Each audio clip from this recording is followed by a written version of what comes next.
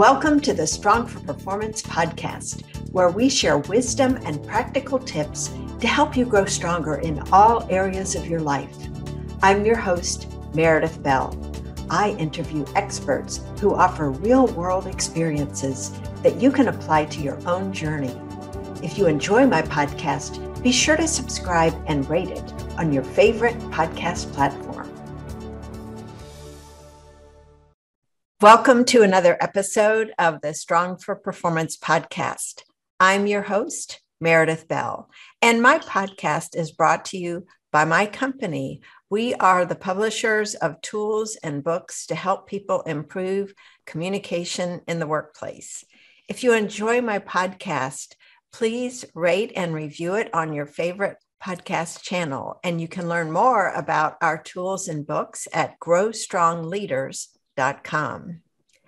I'm so excited to have with me today as my guest, Achim Nowak. Akeem, welcome to my show. Oh, I'm equally excited to be with you, Meredith. We've spoken before, and you're a master conversationalist, so I can't wait to get going. Well, Akeem is both a master conversationalist and amazing writer, and we're going to be discussing one of his books today. But first, I want to give you a more formal introduction to him. He is the founder and president of Brilliant Best. Love the name. Mm-hmm. In his work as an executive coach, he helps CEOs and C-suite leaders around the world show up with, and I love this too, relaxed authority and amplify their impact. He's a TEDx speaker, the author of 3 books, and the host of the My Fourth Act podcast, where I'm honored to have been a guest and experienced Akeem's what I like to call loving curiosity. There's just such a warmth in every conversation and intelligence. It's just an amazing combination, as my listeners are going to discover today. And we're going to be focusing our conversation on Akeem's latest book called The Moment, a practical guide to creating a mindful life in a distracted world. How important is that? I believe it is. So distracted, and being mindful is such a challenge. I can hardly wait to get into this. Before we do, I want my audience to get a greater appreciation, though, of the eclectic journey you have had in your life, because you have done so many different things. This is where that curiosity of yours has led you on many different adventures. So let's talk about that so folks have the context for everything else we'll be discussing. Oh, thank you for opening that door, Meredith.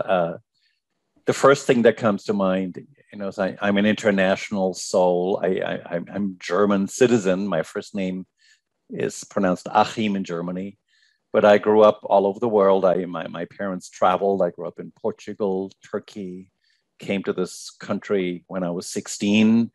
In the early 90s, I left New York for a year to live on a tiny island in the Caribbean, Tobago, where I became a pretty damn good windsurfer. And through my professional life, I've been all over the world. So that is important to me.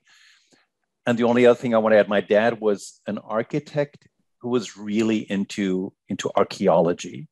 So when we lived in the Middle East, I visited, and I'm not exaggerating, pretty much every ruin in the Middle East with Dad, who would take us out of school every 6 weeks to just go traveling. So that developed a curiosity for ancient cultures, current cultures, how people lived, and that continues to interest me now. Well, the other thing I remember you talking about in your book was with your dad being an architect, you used to spend hours just studying the plans that he created. So, you manifested that curiosity at a very early age, it seems to me. Yes. I also want to get a sense of what was it that caused you to decide to write these 3 books that you've written, and in particular, this latest one on The Moment? I think it takes a certain amount of chutzpah to say that I have something to add to a body of knowledge that already other people have written about. And I'll mention my first book and then this one. Like, first book it's a book called Power Speaking: The Art of the Exceptional Public Speaker. And that was written on a dare. I was talking to a friend. He just gotten a book deal to write a book on improvisational acting. And I thought to myself, darn it, if he can get a book deal, I can get a book deal. And I said, I want to write about public speaking. And then I just thought, what do I have to add here? So get to this book here. I'm interested in mindfulness. And I'm interested in ancient knowledge and wisdom, because a lot of mindful practices come from older spiritual traditions. However, as I was immersed in this world, I felt like many of the discussions were, for Akeem's taste, overly brainy, overly scientific. They almost took the joy out of it for me, and some of the writing. So I wanted to write simply, and I wanted to draw on what I knew from my first career as a theater director and what actors know about being present. I think that wasn't infused in some of the other writing. And as a writing exercise, I have a writer whose work I greatly admire, Tom Asacker. He wrote a book called The Business of Belief. And everything was told in these little vignettes and stories. There'd be a vignette here, one there, a little piece. And it all sort of accumulated of its own. And I said, I love that book, and I want to write a book like Tom Asacker wrote. So that was the writing exercise of this book. Is no long chapters. It's nugget sized, so you can put it next to your bed and let me read this little nugget and chew on it, and everything stands on its own, but also is connected. Mm-hmm.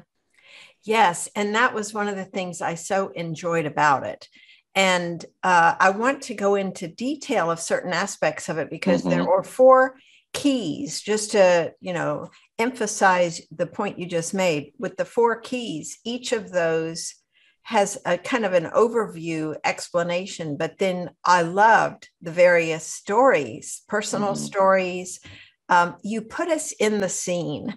And I think that has so much to do with your experience, with acting and directing, your ability to create this scene in the present moment. So to me, your book just brought home this whole idea of the moment, because we were in these moments with you. So I just want to affirm how powerful I thought that was and how effective it was, because it caused the lessons to stick with me. So let's start by sharing the 4 keys that you describe in your book and look at more deeply, I guess, each one, because we won't have time to go into too much depth. But I want my listeners to get a taste of it, so they'll say, I got to get this book. It's so wonderful. And yet I want them to have some nuggets to take with them.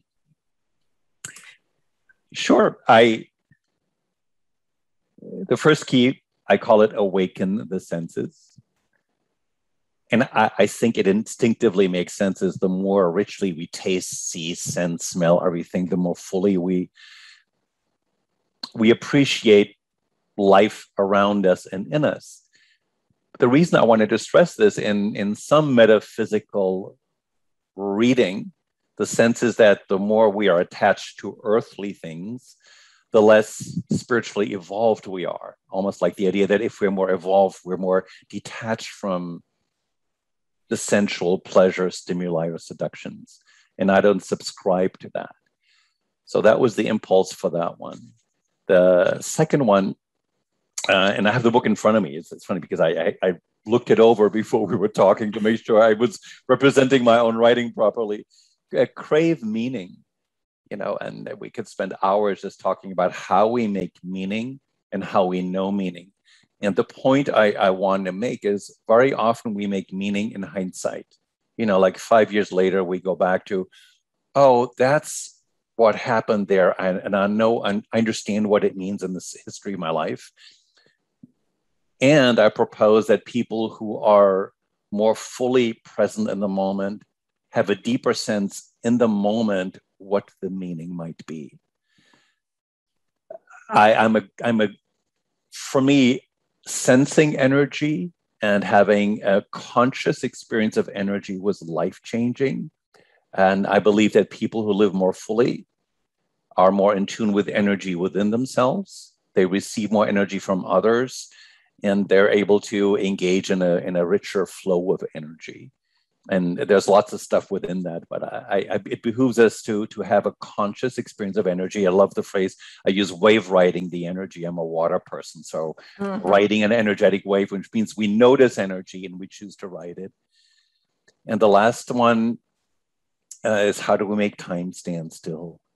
Often we say slowing down, but at its best, and I'm a big fan of the work of Mihaly Csikszentmihalyi, who writes about flow, the psychology of optimal experience.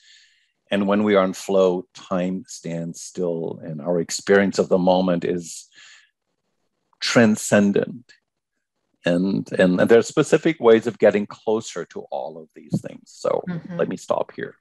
Yeah, that's great, because each one of those, to me, well, obviously with the focus of your book too, it's just reinforcing the points you want to make about paying attention.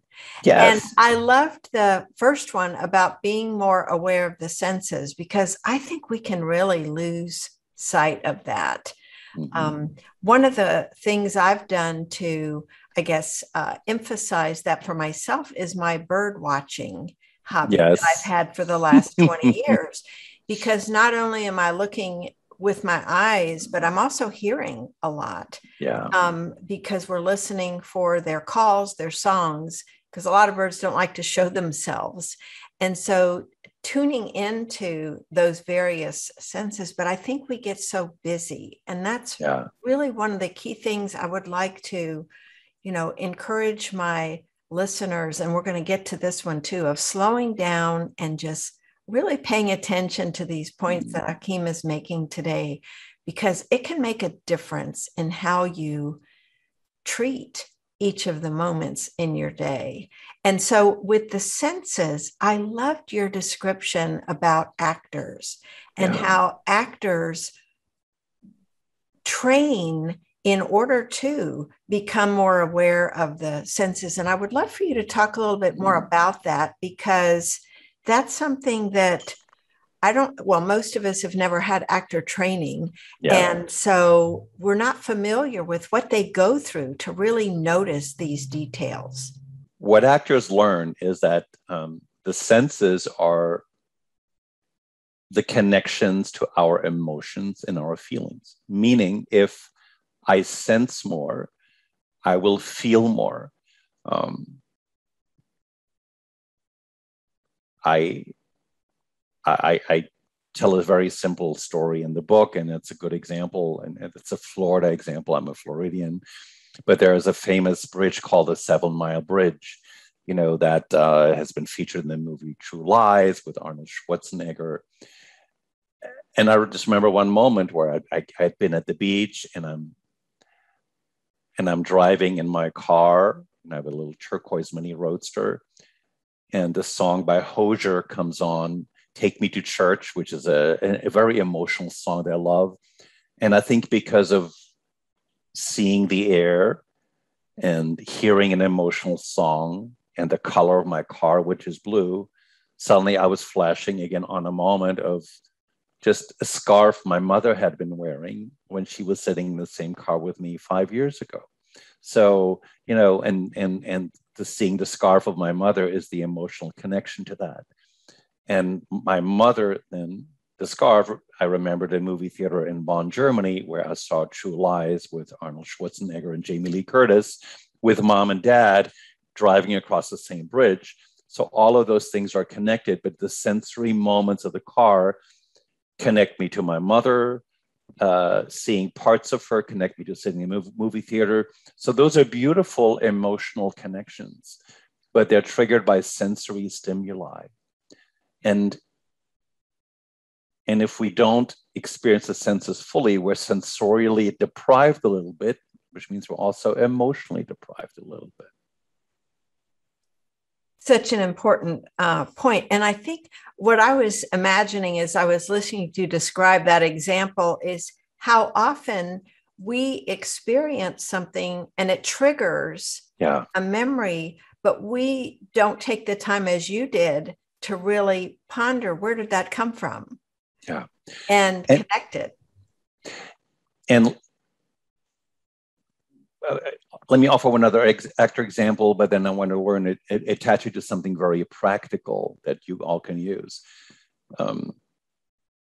If an actor is in a show on Broadway, and she or he has a scene, in every play where something emotional happens, they have to cry, right? And you're acting with a wonderful actor, but you don't necessarily love that person. You don't have the same feelings for that person. So actors often, depending on how they're trained, they may, in that moment when they're supposed to feel sad, they're in the scene, but they may flash on an image or something that's connected to a sad moment in their own lives, and that will evoke the emotion. So it's called a sensory substitution. So actors are trained in how to do that. Conversely, in a very positive way, if any of our listeners are familiar with anchoring techniques, which come from neuro-linguistic programming, for example, the song I mentioned earlier, "Take Me to Church" by Hosier, it just makes me feel good every time I hear it. So the way you would use it in real life, if that song makes you feel happy, you might take an elevator ride up to a meeting, and you can literally have listened to that song and be plugged into the actual song, or you imagine hearing the song. It will change how you feel, and you will step into that meeting infused by the emotions that the song evoked, and you have consciously chosen it. Again, you've chosen a sensory cue, in this case, music, to infuse you with a desired state of being. Mm-hmm.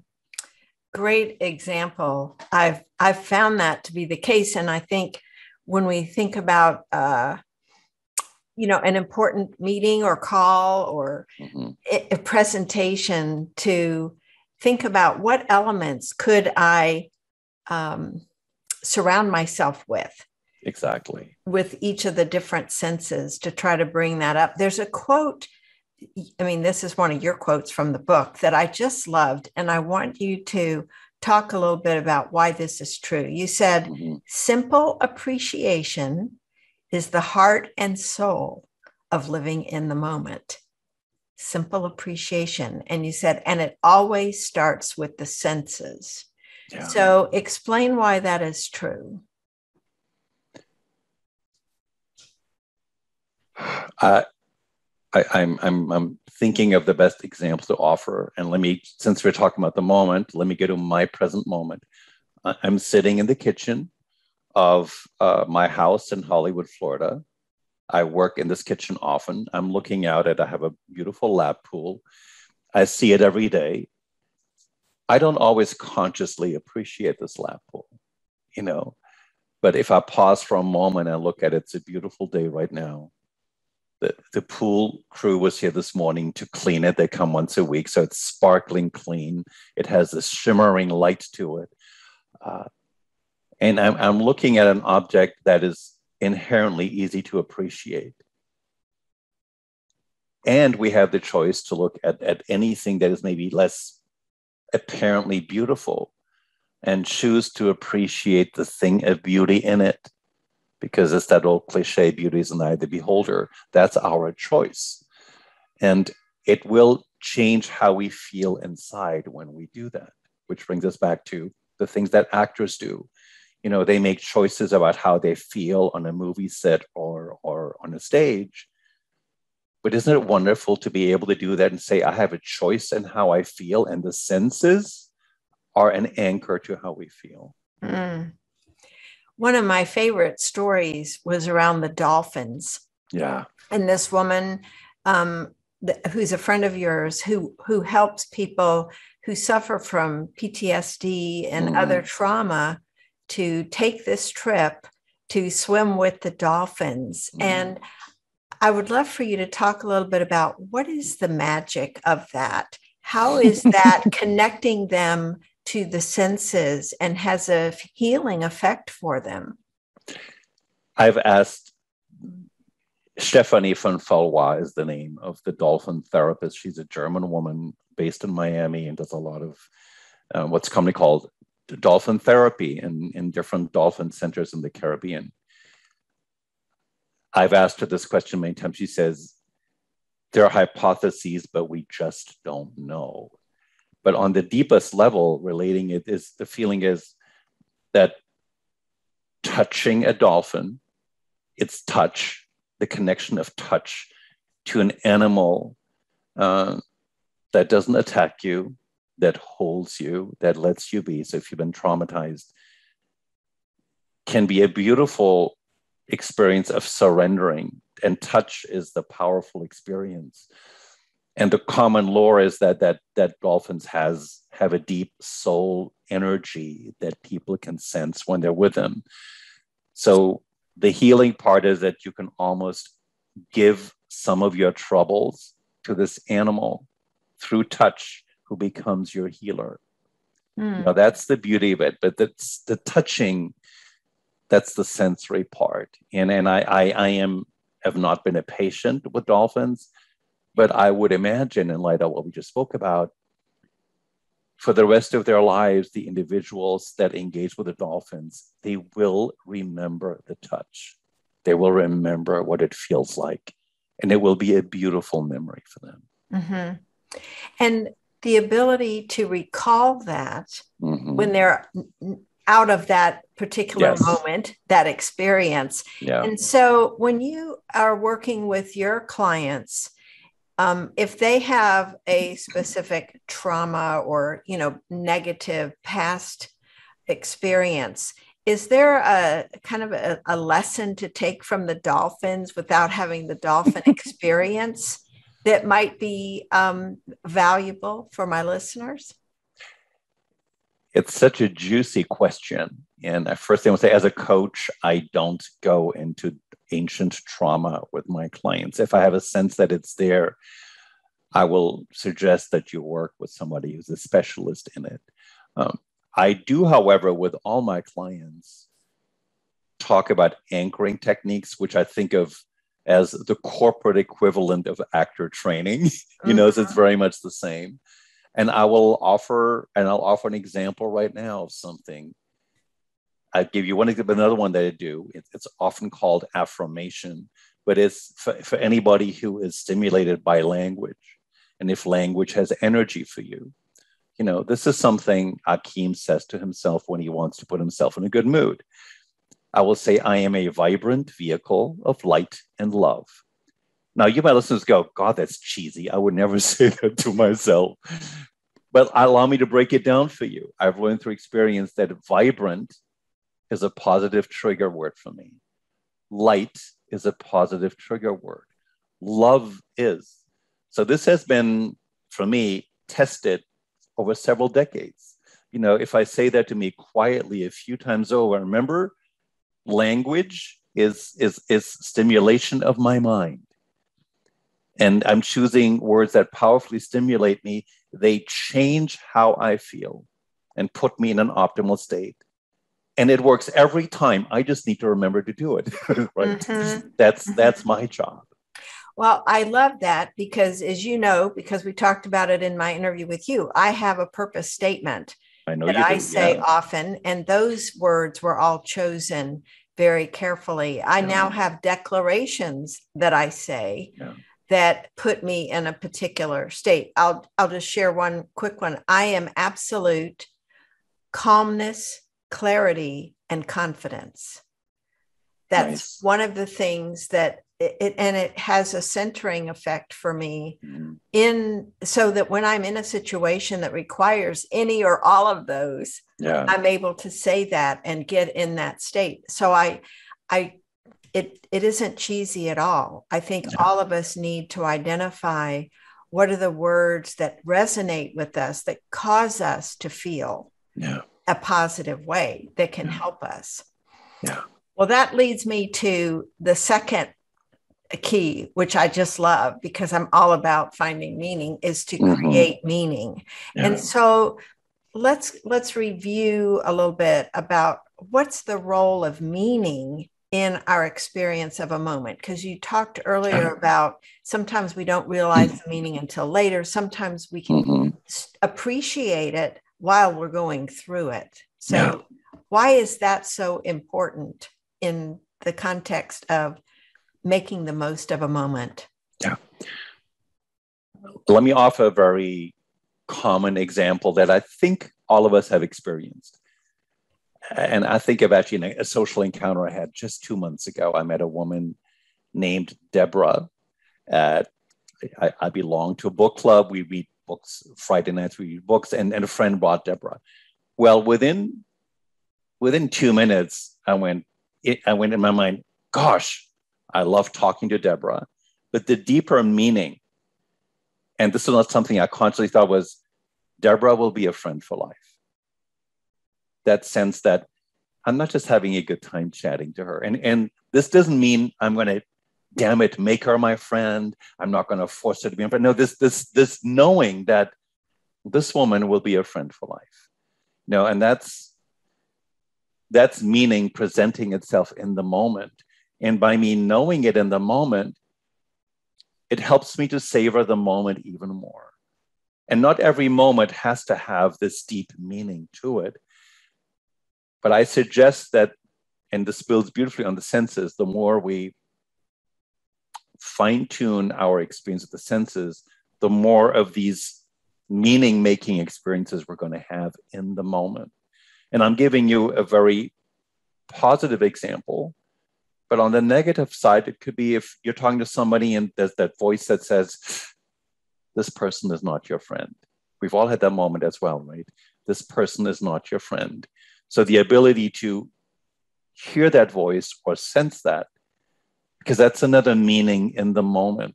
And it can be misconstrued as fear, but it's actually a meaning making in the moment that we can choose to honor. That's so important. And it ties in with a word that you introduced that I was not familiar with.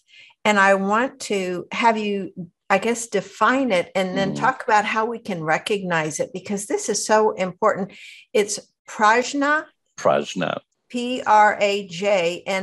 For those of my listeners who are not familiar with it, help us understand what that is and why it's so important. Prajna comes from Sanskrit, and the closest American equivalent would be, I would say, we talk about trust in your intuition or trust in your gut, and I believe in both of those.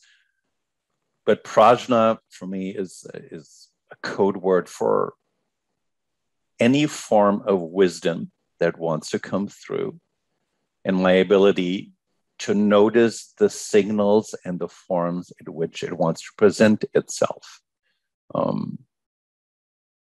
For some of us, and I've had moments where I'm walking down the street and suddenly a voice says something to me, and I go, isn't that interesting?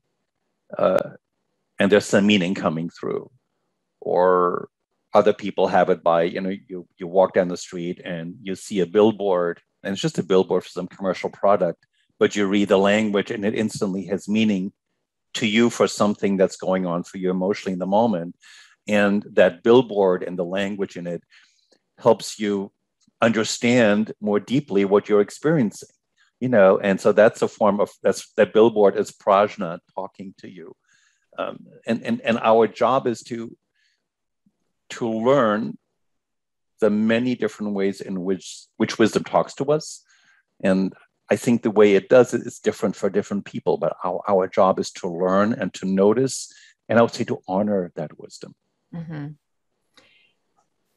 I would think that our society really, valuing and emphasizing logic, rational thinking, tends to repress our ability to hear and pay attention to that wisdom. So what is one specific thing we could do to kind of raise our awareness levels so we're able to hear it more? Well, the big the big code word, which is the subtitle of this book, is learning to be more mindful.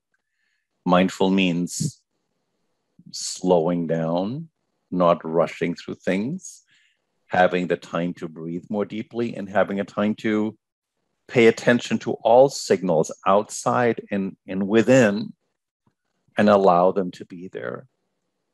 And then be open to the possibility that those signals could be presenting interesting information or meaning that we would otherwise miss. And I would say, by not missing these, we will make more enlightened choices and continue to craft a life that has more of those meanings, because we're not rushing through it. And it builds on itself in a beautiful way. Mm-hmm. And as I'm listening to you, I'm thinking of times in the past where my mind, the inner wisdom, was trying to speak and kind of raise a red flag and say, caution, caution. And there were times that I ignored that and paid a price for it. Yeah. And so I think that the more we can learn to recognize, because you make an important distinction in your book around that wisdom and our internal chatter, yeah, and the noise. Yeah. And so what are some ways to help us distinguish between those two? Well, when I talk about a voice giving helpful information, that's not a voice going. It's not that. It's just, it's a moment. It's clear. I heard it. It's very different from constant chatter. But we don't hear any of it if we don't slow down. I want to go back to the slowing down. Since I'm in the middle of just finishing work on a new website, and I use this quote by Rumi, the famous mystic poet that many people know and rightfully love. And I use this on my LinkedIn profile too. And it's very short. It says, there is a voice that doesn't speak, listen. And even though I talked about voice, it talks about all the things that are not voice. Listen. And listen is a code word for notice, for pay attention, to allow yourself to receive it, to not doubt it. Since you and I are both podcast hosts, I have so many wonderful guests on my podcast who part of their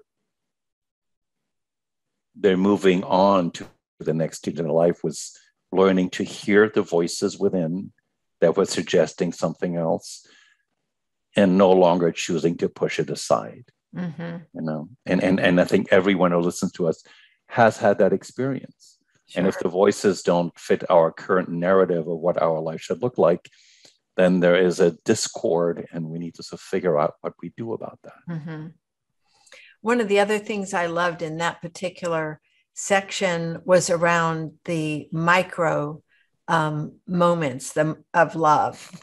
And yes, of course, that goes back to, how do we make something more meaningful in the moment and bring this sense of love to it? So just share that fun example of the toll booth, because I just think that's it'll help people think about, how can I bring that to what could otherwise be forgettable moments? So let me offer the concept, and then I'll give you an example. I'm a huge fan of Dr. Barbara Fredrickson. She's a well-known positive psychologist. She wrote a book called Love 2.0, which I highly recommend. And it seeks to divorce the notion of love from romantic love to the possibility that we can have little moments of love in everyday moments. She calls them micro moments of love. So this is the little story that you're referring to. I was driving from Naples on the west coast of Florida over to the east coast of Florida where I live, and you drive through something called Alligator Alley, and there's a little toll booth. And I pull up to the toll booth, and you pay like $3 or something. And this is an old school toll booth. There's a human being there. And I remember it's a woman of a certain age. She's wearing these big sunglasses because it's Florida and it's sunny. And I just look at her, and I'm in a playful mood. And I say to her, "You look like an Italian movie star." And she giggles. So I can tell she enjoys this comment. And then she says, "Oh, don't I wish?" And then I say, "Well, maybe you're just here rehearsing for your next part." And she laughs and she gives me some change back, and I pull away. So this moment took like 20 seconds. She's a total stranger. I will never see her again. But in that moment, I felt good making her feel good. I was delighted by her sense of delight. And I know we both, and I felt good the entire rest of the drive. I had this afterglow of this, what I call a micro moment of love, with a toll booth attendant who I would never see again.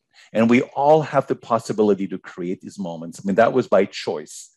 In that moment, she gave a signal that she was open to play. If she wasn't, I wouldn't have continued. So it's a co-created moment. You can't force it. But the co-creation was there. And I know that she must have felt good for the rest of the day. I don't have a doubt.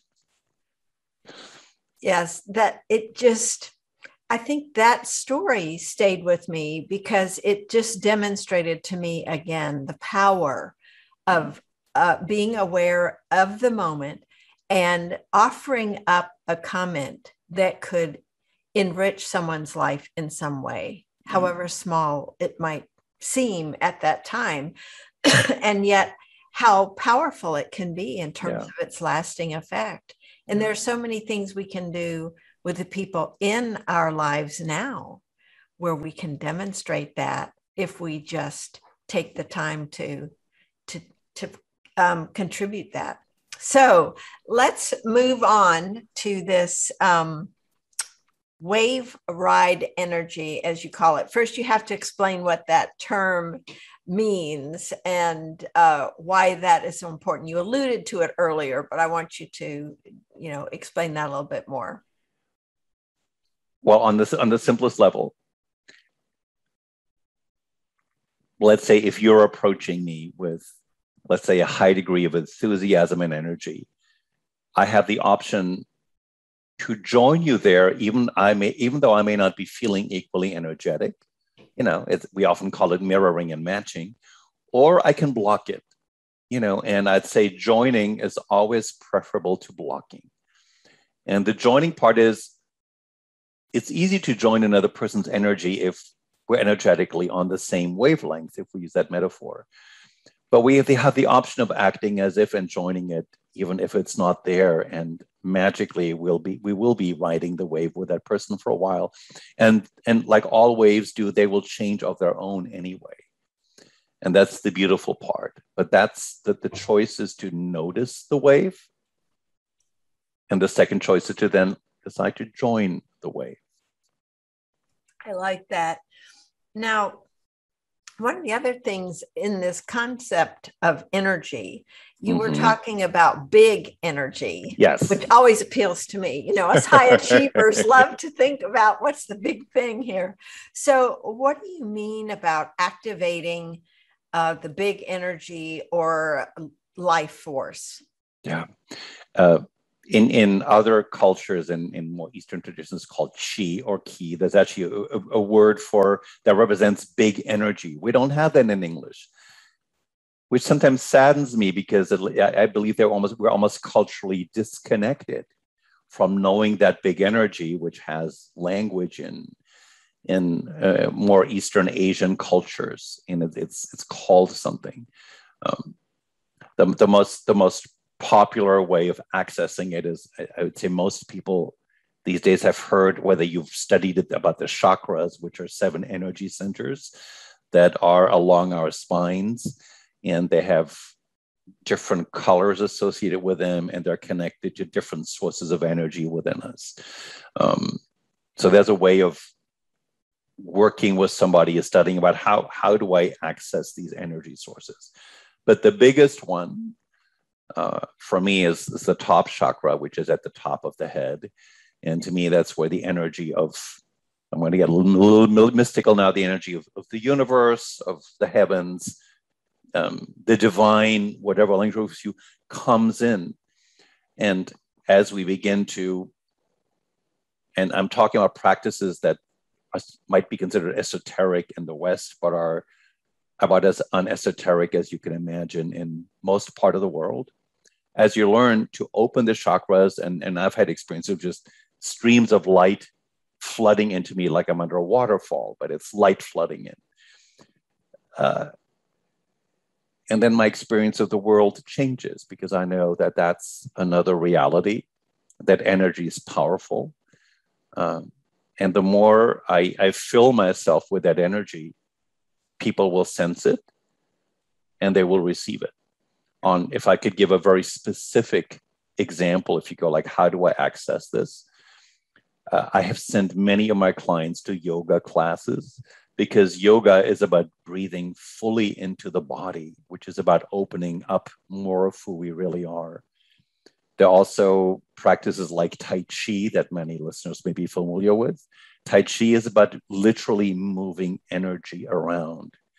So there are practices that are available that are very easily accessed these days. You can find great teachers, and it will change how you experience energy. You will experience more energy, which in turn will help you to more deeply connect energetically with others.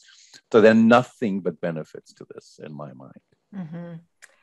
Those are all so good. And I'm thinking about our time. I'm going to shift now to the fourth, Please do. Which ties in with what you were talking about with yoga, which of course, the fourth one is the one that I and probably many others go, oh man, I could use more of that, because it's this idea of making time stand still, which includes slowing down and fully surrendering to the present, yes, as you talk about, which is challenging for those of us that, are doers. And we just feel like it's wasting time, to slow down and not be doing something productive. Yeah. And that goes back again to our Western culture. So talk a little bit about some of the things you recommend for slowing down and making time stand still. Well, slowing down and making time stand still can be the same, but they don't have to be. And I trust that the benefits of slowing down are clear. We touched on it already a little bit. But let me talk about the experience of full immersion, which is perfect for doers. So I'm speaking to a doer like you. Mihaly Csikszentmihalyi is one of the best known positive psychologists, and he's the guru of creating flow experiences. He wrote a wonderful book called Flow, The Psychology of Optimal Experience. So flow would be described as being so fully engaged in an activity that you lose track of time. You're not checking your watch. You are so richly enjoying what you're doing. And the question always is, well, so how do we get into a flow experience? And I want to use the analogy of playing tennis. I can have a lot of fun playing with somebody who's at my same level, and we might have a really good game. If I play with somebody who's a level or two less skilled than I am, I might get really bored after a while. What Mihaly Csikszentmihalyi purports is that if you want to get into a flow state, which is the deepest engagement in your tennis game, play with somebody who's just a little better than you. If she or he is too good, you're going to get frustrated because you're going to get whooped, right? You're not going to enjoy it. But so flow happens when there is a little bit of challenge involved. We have to stretch ourselves. So for a doer, that's great. If the stretch is too hard, we get frustrated, we beat ourselves up emotionally, and it doesn't feel good. But that common saying is about surround yourselves by people who are a little better at everything that you're doing. That's kind of really good advice, because if they want to engage with you, you will be pulled into flow experiences in the best kind of sense. Yeah, I think that's, in other words, we can't force it. We can't. Go ahead. And let me add this. The common mistake people make is that we confuse flow with bliss, or we think, my perfect moment is lying on the beach, closing my eyes and doing nothing. And most of us, after an hour of that, are bored out of our minds, so we're not in a flow state because we're actually not engaged with much of anything. After a while, we're done with the sun, feeling the sun on our body. So for active people, and I urge you to read Csikszentmihalyi's book, it's a great primer, and he pulls a lot on what creative people do. Artists are good at this. But what can we learn from artists who tend to be fully engaged in what they're doing and apply it to any of our non-artistic endeavors? Mm-hmm. Well, in wrapping up that section, there was something that you talked about that, again, is a challenge for those of us that fill our schedules, unobligated time. So what do you mean by that? And what could somebody do to try to, I want to say schedule that, but you even said schedule unobligated time to make sure you get it. It's a really radical concept, and it's very simple. If you give yourself one day of the week, and a lot of us think, we take a day off, but on the day off, we then decide we're going to go shopping, we're going to get a massage. We might do all sorts of things that are actually really fun things to do. But suddenly the day off is filled. So unobligated time, which is a deep way of being present with yourself. Consider the possibility if Saturday is your day of unobligated time, meaning you have made no plans, you're not working. Wake up Saturday morning, pay attention to how you feel, pay attention to what your body is telling you or your mind, and make choices only then, moment by moment, about how you will spend your time. And for most of us, that is really hard to do. But when we do, wow. And giving ourselves permission to maybe do nothing, or maybe watch 3 hours of really stupid television, whatever that may be, but let it unfold in the moment without having it pre-planned. And I'm in the group for who this is really hard. So I wrote about it, but I'm not saying this is easy, Meredith.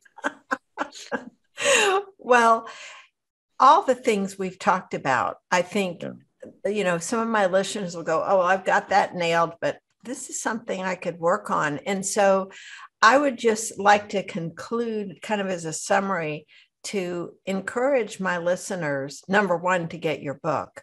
And number two, when you think about the moment, what is it that you individually can do to really experience every moment more fully?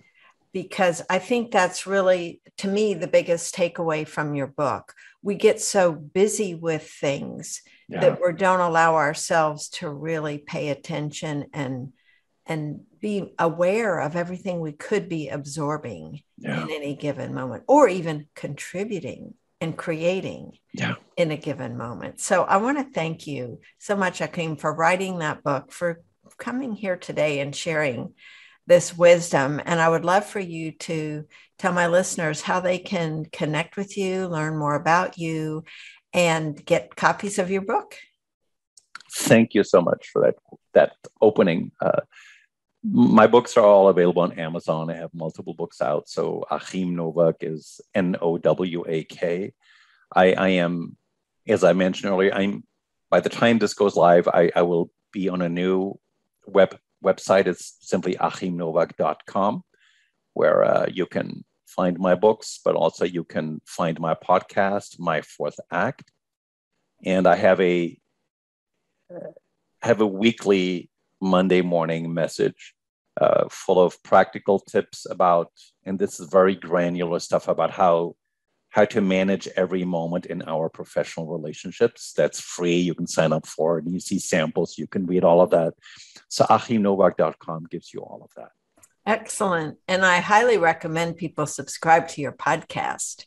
My Fourth Act is filled with very interesting conversations with people who have had fascinating lives and are now exploring a new dimension to it. So I think it opens the door for people to think creatively about their own lives.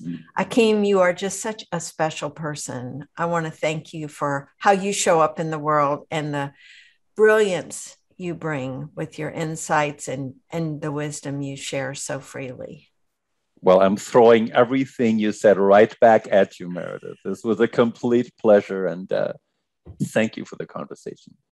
Thanks for tuning in to the Strong for Performance podcast. Now, head over to growstrongleaders.com/free and grab our ebook, Listen Like a Pro.